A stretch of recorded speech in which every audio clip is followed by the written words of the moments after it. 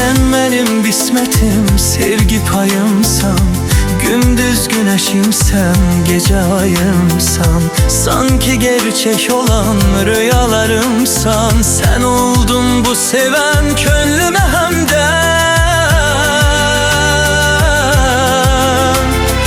Ömrümün mənası seni sevirəm.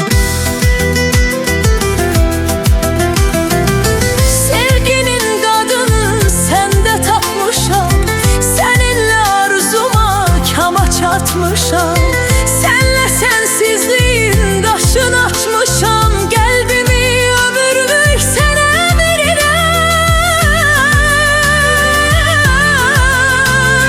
Gönlümün sahibi seni sevirəm.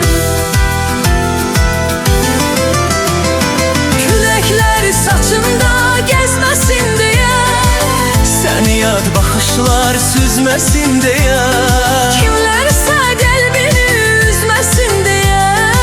Seni yüreğimde mən gizlədirəm. Ay mənim nəfəsim seni sevirəm.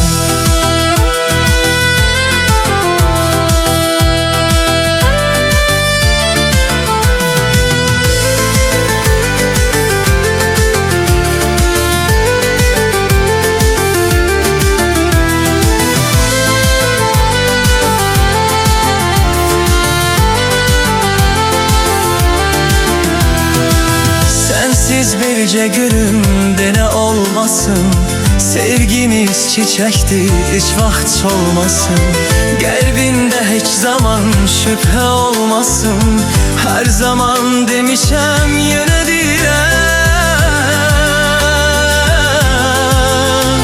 Sevgimin çiçeği seni sevirəm.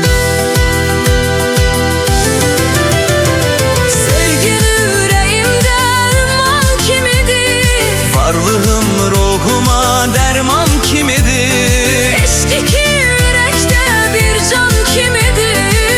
Seni damarımda mən hissedirəm.